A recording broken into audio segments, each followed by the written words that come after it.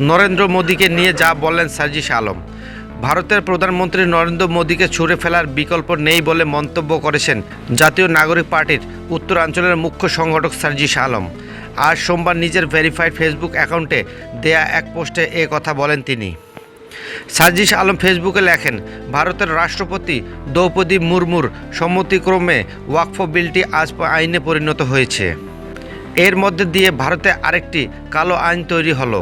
উগ্র সাম্প্রদায়িক হিন্দুত্ববাদী নরেন্দ্র মোদী নিজেকে আরও উগ্র সাম্প্রদায়িক হিসেবে প্রমাণ করল এবং রাষ্ট্র হিসেবে ভারতের অবস্থান আরও প্রশ্নবিদ্ধ করল।